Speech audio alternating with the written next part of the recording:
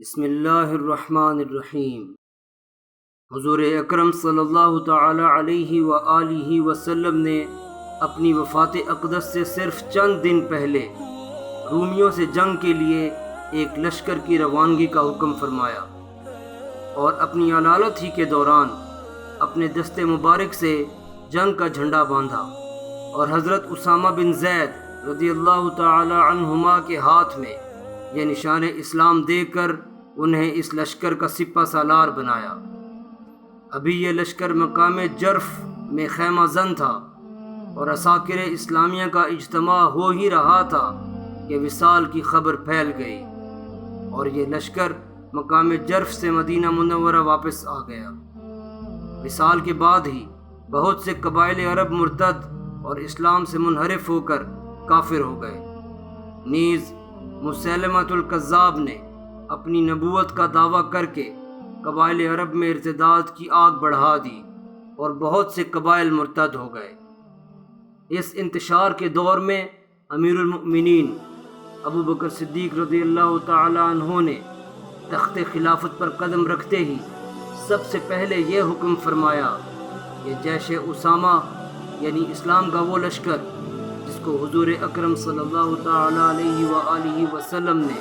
حضرت اسامہ رضی اللہ تعالی عنہ کی زیر قیادت روانہ فرمایا اور وہ واپس آ گیا ہے، دوبارہ اس کو جہاد کے لیے روانہ کیا جائے۔ حضرات صحابہ کرام بارگاہ خلافت کے اس اعلان سے انتہائی متوحش ہو گئے، اور کسی طرح بھی یہ معاملہ ان کی سمجھ میں نہیں آ رہا تھا کہ ایسی خطرناک صورتحال میں جبکہ بہت سے قبائل اسلام سے منحرف ہو کر مدینہ منورہ پر حملوں کی تیاریاں کر رہے ہیں، اور جھوٹے مدعیان نبوت نے جزیرۃ العرب میں لوٹ مار اور بغاوت کی آگ بھڑکا رکھی ہے، اتنی بڑی اسلامی فوج کا جس میں بڑے بڑے نامور اور جنگ آزما صحابہ کرام رضی اللہ تعالی عنہم موجود ہیں، ملک سے باہر بھیج دینا اور مدینہ منورہ کو بالکل عساکر اسلامیہ سے خالی چھوڑ کر خطرات مول لینا کسی طرح بھی عقل سلیم کے نزدیک قابل قبول نہیں ہو سکتا۔ چنانچہ صحابہ کرام رضی اللہ تعالی عنہم کی ایک منتخب جماعت جس کے ایک فرد حضرت عمر بن خطاب رضی اللہ تعالی عنہ بھی ہیں، بارگاہ خلافت میں حاضر ہوئی اور عرض کیا کہ اے جانشین پیغمبر، ایسے مخدوش اور پرخطر ماحول میں جبکہ مدینہ منورہ کے چاروں طرف مرتدین نے شورش پھیلا رکھی ہے، یہاں تک کہ مدینہ منورہ پر حملہ کے خطرات درپیش ہیں، آپ حضرت اسامہ رضی اللہ تعالی عنہ کے لشکر کو روانگی سے روک دیں تاکہ اس فوج کی مدد سے مرتدین کا مقابلہ کیا جائے اور ان کا قلع قمع کیا جائے۔ یہ سن کر آپ نے جوش غضب میں تڑپ کر فرمایا کہ خدا کی قسم، مجھے پرندے اچک لے جائیں یہ مجھے گوارا ہے، لیکن میں اس فوج کو روانگی سے روک دوں جس کو اپنے دست مبارک سے جھنڈا باندھ کر حضور اکرم صلی اللہ تعالی علیہ وآلہ وسلم نے روانہ فرمایا تھا۔ یہ ہرگز کسی حال میں بھی میرے نزدیک قابل قبول نہیں ہو سکتا۔ میں اس لشکر کو ضرور روانہ کروں گا اور اس میں ایک دن کی بھی تاخیر برداشت نہیں کروں گا۔ چنانچہ آپ نے تمام صحابہ کرام رضی اللہ تعالی عنہم کے منع کرنے کے باوجود اس لشکر کو روانہ کر دیا۔ خدا کی شان کہ جب جوش جہاد میں بھرا ہوا عساکر اسلامیہ کا یہ سمندر موجیں مارتا ہوا روانہ ہوا تو اطراف و جوانب کے تمام قبائل میں شوکت اسلام کا سکہ بیٹھ گیا، اور مرتد ہو جانے والے قبائل یا وہ قبیلے جو مرتد ہونے کا ارادہ رکھتے تھے، مسلمانوں کا یہ لشکر دیکھ کر خوف و دہشت سے لرزہ بر اندام ہو گئے اور کہنے لگے کہ اگر خلیفہ وقت کے پاس بہت بڑی فوج ریزرو موجود نہ ہوتی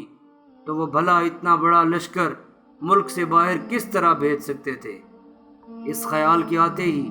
ان جنگجو قبائل نے جنہوں نے مرتد ہو کر مدینہ منورہ پر حملہ کرنے کا پلان بنایا تھا، خوف و دہشت سے سہم کر اپنا پروگرام ختم کر دیا، بلکہ بہت سے پھر تائب ہو کر آغوش اسلام میں آ گئے، اور مدینہ منورہ مرتدین کے حملوں سے محفوظ رہا۔ اور حضرت اسامہ بن زید رضی اللہ تعالی عنہ کا لشکر مقام ابنی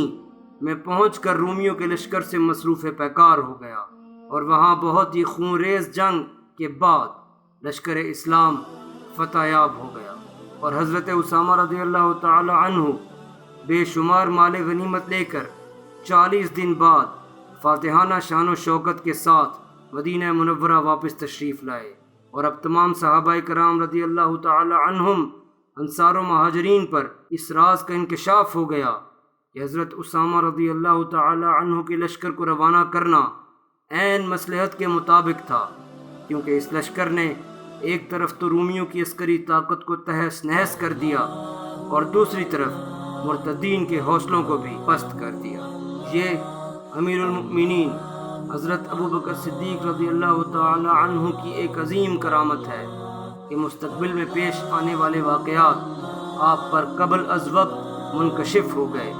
اور آپ رضی اللہ تعالی عنہ نے اس فوج کشی کے مبارک اقدام کو اس وقت اپنی نگاہ کرامت سے نتیجہ خیز دیکھ لیا تھا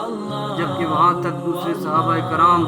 رضی اللہ تعالی عنہم کا وہم و گمان بھی نہیں پہنچ سکتا تھا۔